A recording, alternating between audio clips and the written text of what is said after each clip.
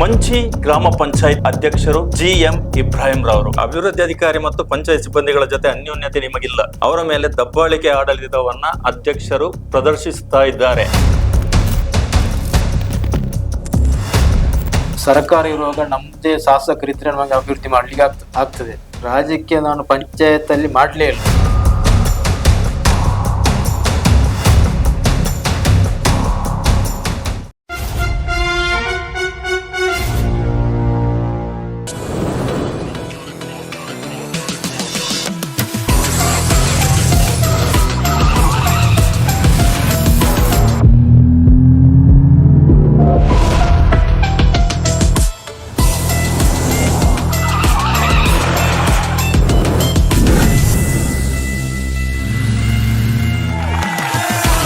Introducing the epic new Swift. Time to go swifting.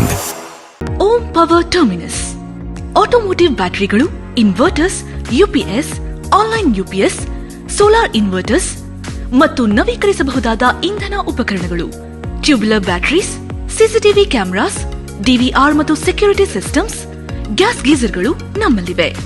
ಗುಣಮಟ್ಟದ ಉತ್ಪನ್ನಗಳ ಭರವಸೆಗಾಗಿ ಇಂದೇ ಭೇಟಿ ನೀಡಿ. Om power terminus, Vishwas heights, Pumpwell, Mangalore. ನಮ್ಮ ಬಂಟ್ವಾಳದ ನಮ್ಮ ನ್ಯೂಸ್ನ ವೀಕ್ಷಕ ಬಂಧುಗಳಿಗೆ ನಮಸ್ಕಾರ. ನಮ್ಮ ನ್ಯೂಸ್ನ ವಿಶೇಷ ಕಾರ್ಯಕ್ರಮ ಗ್ರಾಮದ ಕವರ್, ಪಂಚಾಯತ್ ಪವರ್. ನಾನು HK ನಯನಾಡು.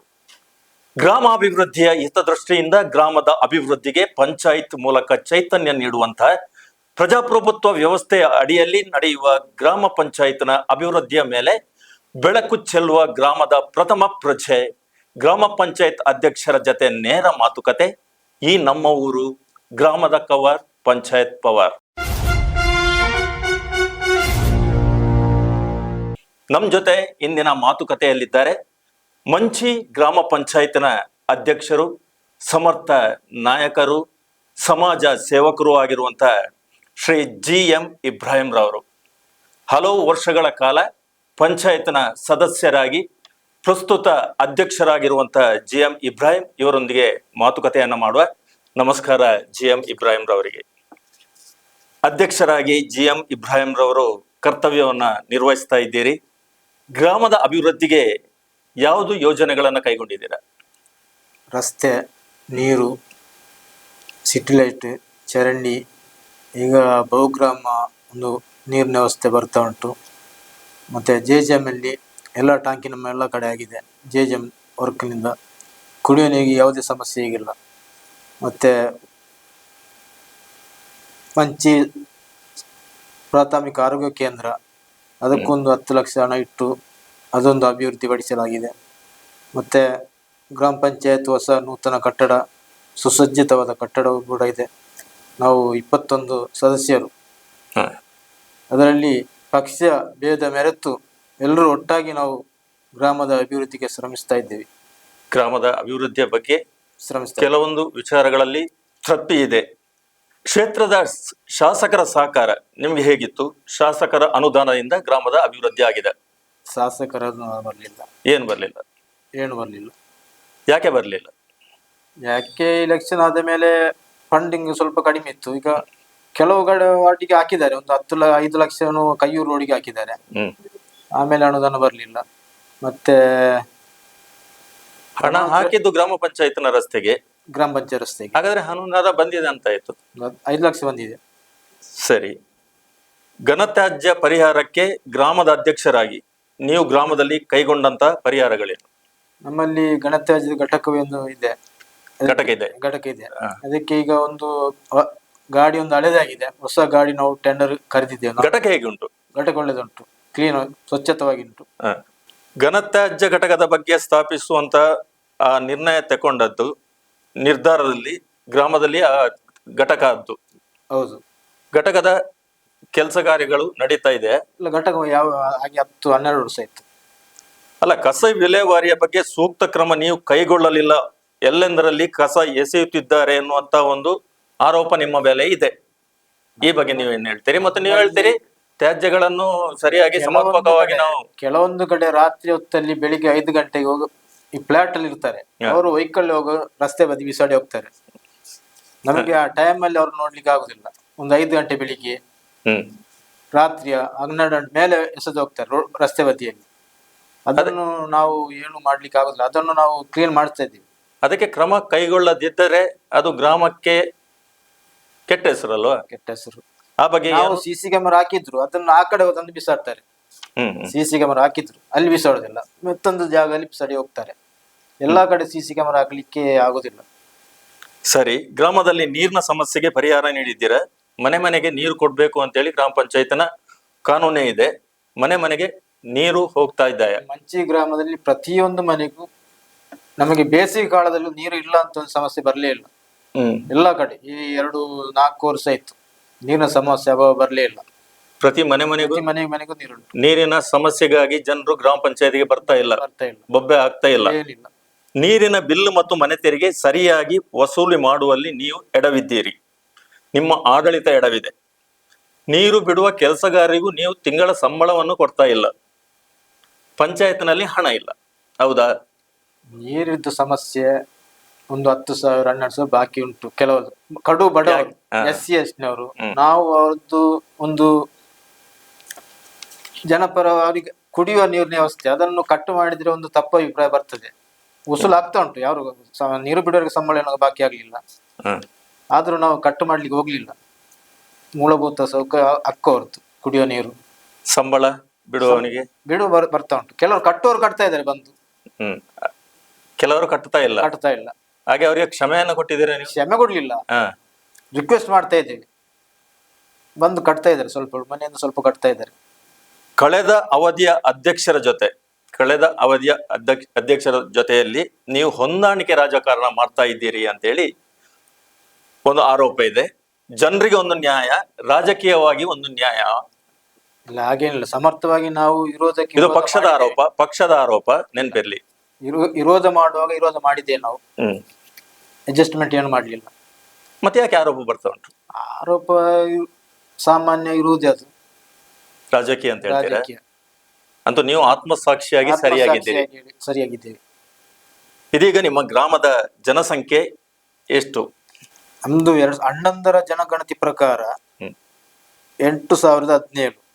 ಅದರಲ್ಲಿ ಗಂಡಸರು 4,020, ಮಹಿಳೆಯರು 3,997. ಅದರಲ್ಲಿ ಪರಿಶಿಷ್ಟ ಜಾತಿ 192, ಪರಿಶಿಷ್ಟ ಪಂಗಡ 504. ಈಗ ಪ್ರಸ್ತುತ ಅಂದಾಜಿ ಪ್ರಕಾರ ಜನಸಂಖ್ಯೆ 12,185. ಅದರಲ್ಲಿ ಗಂಡಸರು 6,202, ಹೆಂಗಸರು 5,983, ಪರಿಶಿಷ್ಟ ಜಾತಿ 124, ಪರಿಶಿಷ್ಟ ಪಂಗಡ 689. ಒಟ್ಟು ಮತದಾರರು ಎಷ್ಟಿದ್ದಾರೆ? ಪುರುಷರು ಎಷ್ಟಿದ್ದಾರೆ, ಮಹಿಳೆಯರು ಎಷ್ಟಿದ್ದಾರೆ? ಒಟ್ಟು ಮತದಾರರು 7,330. ಅದರಲ್ಲಿ ಗಂಡಸರು 3,606, ಹೆಂಗಸರು 3,729. BPL APL ಎಲ್ಲ? BPL 70% BPL ಕಾರ್ಡ್, ಉಳಿದದ್ದು APL ಕಾರ್ಡ್. ಗ್ರಾಮದ ವಿಸ್ತೀರ್ಣ ಎಷ್ಟುಂಟು? 2,996,057 ಪಾಯಿಂಟ್ ವಿಸ್ತೀರ್ಣ. ರಾಷ್ಟ್ರೀಯ ಉದ್ಯೋಗ ಖಾತರಿ ಯೋಜನೆಯಲ್ಲಿ ಯಾವ ಕಾಮಗಾರಿಗಳು, ಎಷ್ಟು ಕಾಮಗಾರಿಗಳಾಗಿದೆ? ತೆರೆದ ಬಾವಿ, ಅದಕ್ಕೆ ಮತ್ತೆ ಗಿಡ, ಹೊಸ ತೆಂಗಿನ ಸಸಿ, ಅಡಿಕೆ ಸಸಿ ಇದೆಲ್ಲ ನೆಟ್ಟಿದ್ದೇವೆ. ನರೇಗಾ ಒಟ್ಟು ಖರ್ಚು 7,60,248. ನರೇಗಾ ಅಲ್ಲಿ ಕೂಲಿ ಮೊತ್ತ 6,582,030. ಅಲ್ಲಿ ಸಾಮಗ್ರಿ 1,22,18. ಅದರಲ್ಲಿ ತೆರೆದ ಬಾವಿ, ದನದ ಹಟ್ಟಿ ಎಲ್ಲ ವರ್ಗಗಳಿಗೆ,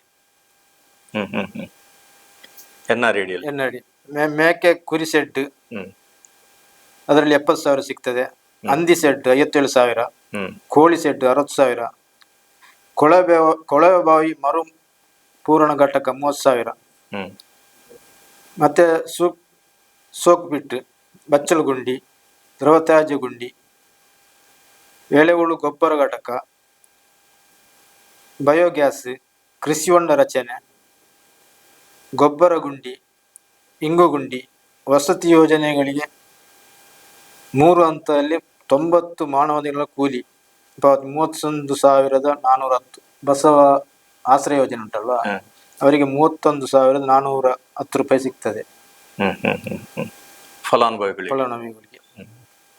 ಮತ್ತೆ ಅಡಿಕೆ ಕೃಷಿ, ತೆಂಗು ಕೃಷಿ, ಸಪೋಟ, ಚಿಕ್ಕು, ಕಾಳು ಮೆಣಸು, ಕೋಕೋ, ವೀಳ್ಯದೆಲೆ, ಮಾವು, ಗುಲಾಬಿ, ತಾಳೆ, ಗೇರು, ಮಲ್ಲಿಗೆ, ಅಂಗಾಂಶ ಬಾಳೆ, ಪಪ್ಪಾಯಿ, ನುಗ್ಗೆ ಕೃಷಿ, ರಂಬುಟನ್, ಪೇರಳೆ, ಪೌಷ್ಟಿಕ ತೋಟ ರಚನೆ, ಡ್ರ್ಯಾಗನ್ ಫ್ರೂಟ್, ಇಷ್ಟೆಲ್ಲ ಉದ್ಯೋಗ ಅದರಲ್ಲಿ ಬರ್ತದೆ. ಹೌದು, ಅಲ್ಲಿ ಮಾಡಿದ್ದೇವೆ, ಫಲಾನುಭವಿಗಳಿಗೆ ಲಭಿಸಿದೆ ಅದು. ಸರಿ, ಮಂಚಿ ಗ್ರಾಮ ಸಭೆ ಸರಿಯಾಗಿ ಗ್ರಾಮ ಸಭೆ ನಡೀತಾ ಇದೆಯಾ? ಸರಿಯಾಗಿ 6 ತಿಂಗಳಿಂದ ನಡೀತಾ ಇದೆ. ಯಾವುದೇ ಒಂದು ಸಮಸ್ಯೆ ಇಲ್ಲದೆ ಎಲ್ಲ ಸದಸ್ಯರು ಮಕ್ಕಳ ಸಭೆ ನಡೆಸಬೇಕು ಅಂತ ಹೇಳಿ ಕಾನೂನು. ಮಕ್ಕಳ ಸಭೆಯನ್ನ ನೀವು ನಿರ್ವಹಿಸಿದ್ದೀರಿ? ಮಹಿಳಾ ಗ್ರಾಮ ಸಭೆ ಅದನ್ನು ಮಾಡಿದ್ದೇವೆ. ದಾರಿದೀಪದ ಬಗ್ಗೆ, ಅದರ ಸಮಸ್ಯೆಗೆ ಯಾವ ಯಾವ ಹೆಜ್ಜೆಯನ್ನು ಇಟ್ಟಿದ್ದೀರಿ ನೀವು? ಈಗ ನಮಗೆ ಸರ್ಕಾರದಿಂದ ದಕ್ಷಿಣ ಕನ್ನಡ ಜಿಲ್ಲೆ ಬಂಟ್ವಾಳ ತಾಲೂಕು ಒಂದೇ ಒಂದು ಗ್ರಾಮ ಪಂಚಾಯತ್ ಮಂಚಿ, ಅದರಲ್ಲಿ 20 ಲಕ್ಷ ರೂಪಾಯಿ ಅನುದಾನ ಬಂತು.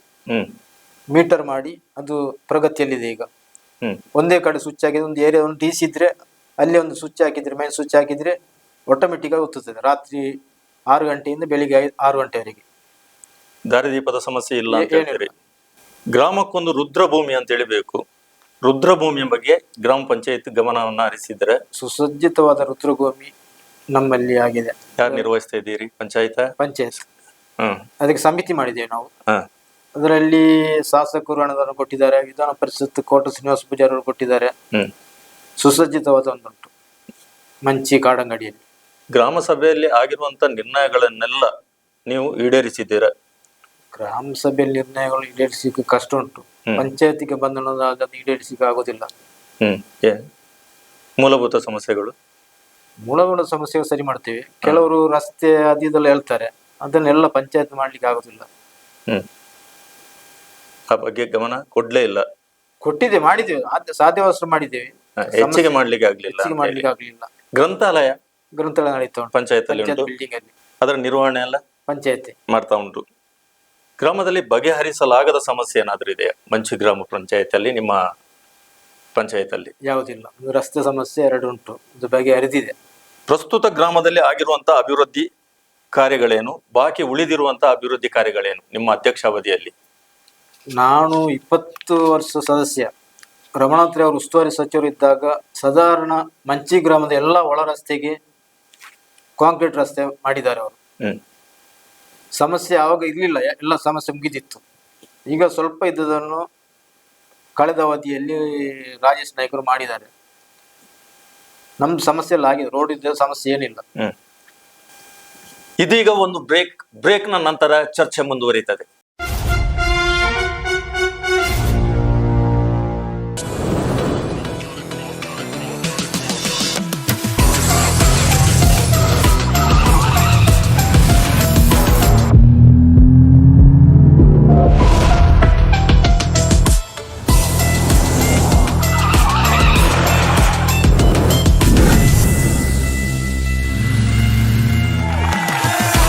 Introducing the epic new Swift. Time to go swifting.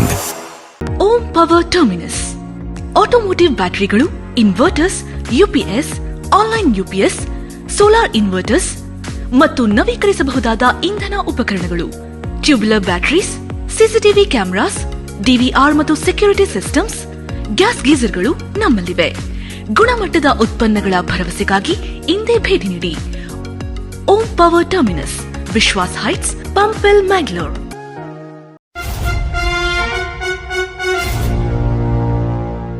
ನಿಮ್ಮ ಪಂಚಾಯತ್ ಅಭಿವೃದ್ಧಿ ಅಧಿಕಾರಿಯನ್ನು ನೀವು ವರ್ಗಾವಣೆ ಮಾಡಲು ಪ್ರಯತ್ನಿಸಿದ್ದೀರಿ. ನಂತರ PDO ಹೈಕೋರ್ಟ್ ಅನ್ನು ಮೆಟ್ಟಿಲನ್ನು ಏರಿ ತಡೆಯಾಜ್ಞೆಯನ್ನು ತಂದು ಕಾರ್ಯನಿರ್ವಹಿಸುತ್ತಿದ್ದಾರೆ. ಈ ತಪ್ಪನ್ನು ನೀವು ಮಾಡಿದ್ದೀರಿ. ಟ್ರಾನ್ಸ್ಫರ್ ಆಗಿತ್ತು, ಅವರು ಹೈಕೋರ್ಟ್ ಹೋಗಿ ಸ್ಟೇ ತಂದರು. ಈಗ ಕಾರಣ ಕಾರಣ ಅಂತ ಹೇಳಿದ್ರೆ ಇದು ನಾವು ಹೇಳುವಂತದ್ದಲ್ಲ, ನಮ್ಮ ಸಂಶಯಗಳಲ್ಲ, ಜನಗಳ ಸಂಶಯ. ಸಂಶಯ. ಅಭಿವೃದ್ಧಿ ಅಧಿಕಾರಿ ಟ್ರಾನ್ಸ್ಫರ್ ನಾನು ಮಾಡಿದ್ದಲ್ಲ, ಅದು ಟ್ರಾನ್ಸ್ಫರ್ ಪ್ರಕ್ರಿಯೆ ಅದು ನಡೀತಾ ಇರ್ತದೆ. ಮತ್ತೆ ಒಂದು ಎಲ್ಲ ಪಂಚಾಯತ್ ಅಧ್ಯಕ್ಷರು ಮಾಡಲಿಕ್ಕೆ ಆಗೋದಿಲ್ಲ. ಅಭಿವೃದ್ಧಿ ಅಧಿಕಾರಿ ಮತ್ತು ಪಂಚಾಯತ್ ಅಧ್ಯಕ್ಷರು ಸದಸ್ಯರು ಒಟ್ಟಿಗೆ ಇದ್ರೆ ಮಾತ್ರ ಒಂದು ಗ್ರಾಮ ಅಭಿವೃದ್ಧಿ ಆಗ್ಬೋದು. ಮತ್ತು ಕೆಲವೊಂದು ಎಲ್ಲ ಕಾನೂನಲ್ಲಿ ಹೋದ್ರೆ ಅದು ಆಗೋದಿಲ್ಲ. ಸ್ವಲ್ಪ ಸಡಿಲಿಕೆ ಮಾಡಬೇಕು. ಎಲ್ಲ ಕಾನೂನೇ ತಗೊಂಡು ಹೋಗ್ತಾರೆ. ಕೆಲವರು ಜನಗಳು ಬರ್ತಾರೆ, ನಾವು ಮತ ತಗೊಂಡು ಬರುವಾಗ ಒಂದು ಜನಗಳಿಗೆ ಸ್ಪಂದನೆ ಕೊಡೋದು ನಮ್ಮ ಕೈಯಲ್ಲಿ ಆಗುದಿಲ್ಲ. ವಿಡಿಯೋ ಹೇಳಿದ್ರೆ ಆ ಕೆಲಸ ಆಗುದಿಲ್ಲ. ಮತ್ತೆ ಅವರು ನಮ್ಮನ್ನು ಬೈಯುದು, ಅಧ್ಯಕ್ಷರ ಹೇಳಿ ಕೆಲಸ ಆಗ್ಲಿಲ್ಲ ಅಂತ. ಒಂದು ಸ್ವಲ್ಪ ಆದ್ರೂ ಅಡ್ಜಸ್ಟ್ಮೆಂಟ್ ಇರಬೇಕು. ಅದು ಯಾವುದು ಕಾನೂನನ್ನೇ ಇಟ್ಕೊಂಡು ಹೋಗುದು, ಅದು ಸಮಸ್ಯೆ ಆಗಿದೆ ಅಷ್ಟೇ.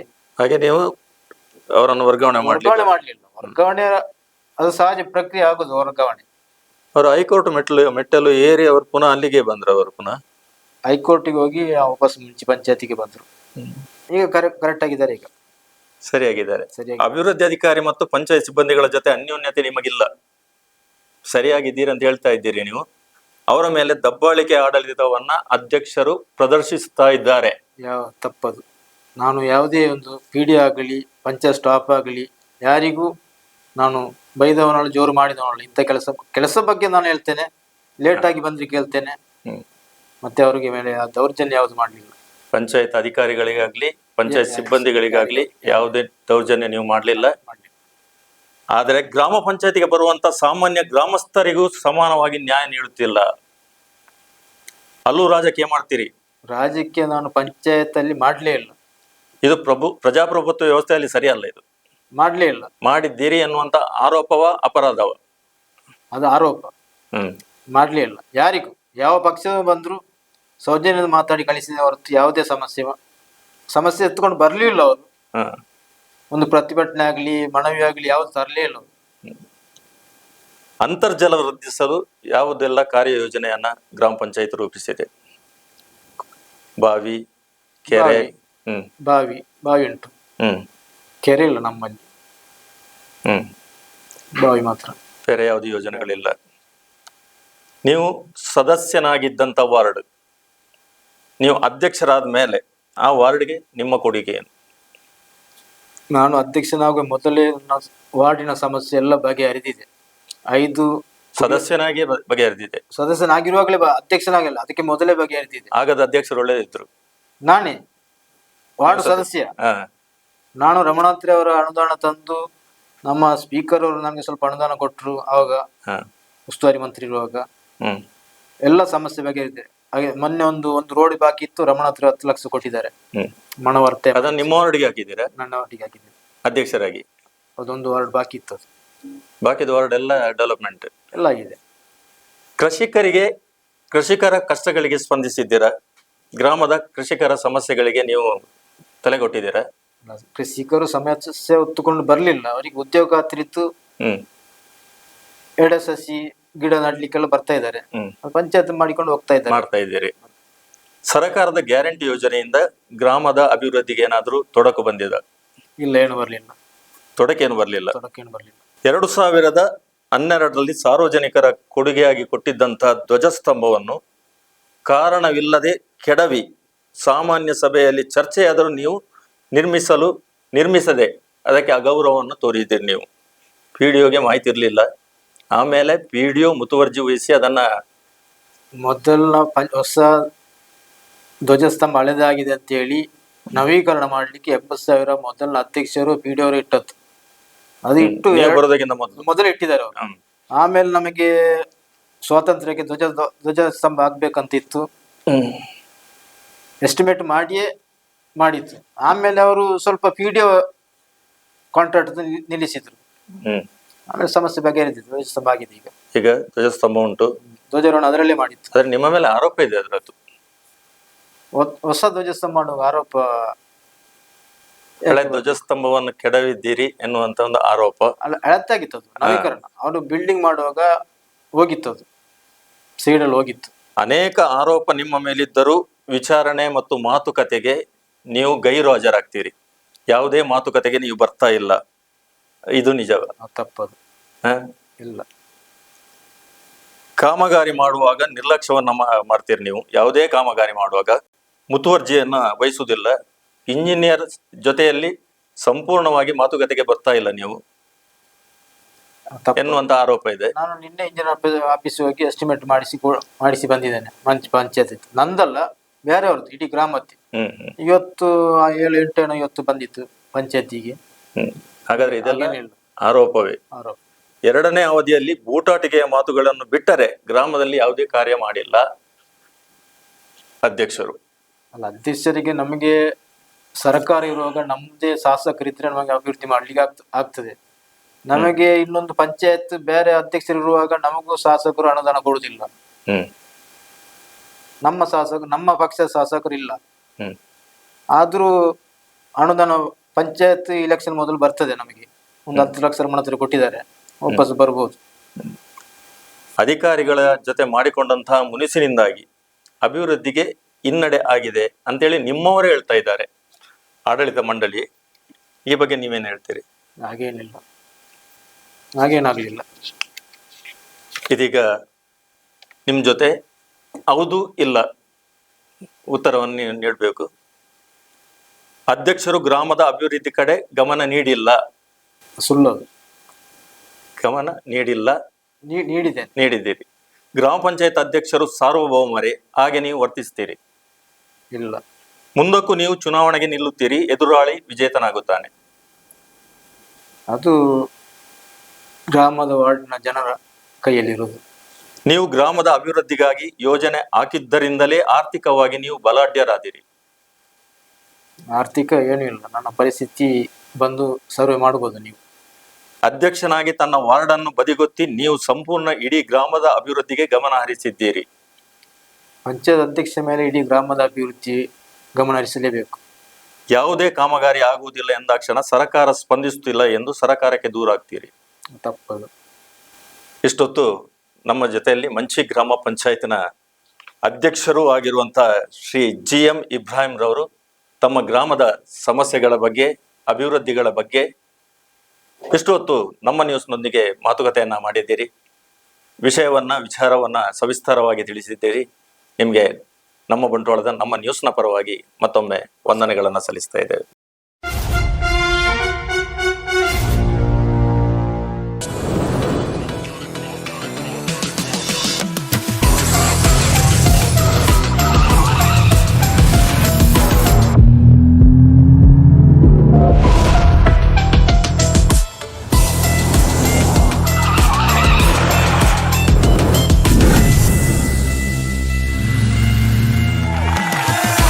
Introducing the epic new Swift. Time to go swifting. Om power terminus automotive ಬ್ಯಾಟರಿಗಳು, inverters, UPS, online UPS, solar inverters ಮತ್ತು ನವೀಕರಿಸಬಹುದಾದ ಇಂಧನ ಉಪಕರಣಗಳು, tubular batteries, CCTV cameras, DVR ಮತ್ತು ಸೆಕ್ಯೂರಿಟಿ ಸಿಸ್ಟಮ್ಸ್, ಗ್ಯಾಸ್ ಗೀಸರ್ಗಳು ನಮ್ಮಲ್ಲಿವೆ. ಗುಣಮಟ್ಟದ ಉತ್ಪನ್ನಗಳ ಭರವಸೆಗಾಗಿ ಇಂದೇ ಭೇಟಿ ನೀಡಿ. Om power terminus, Vishwas heights, Pumpwell, Mangalore.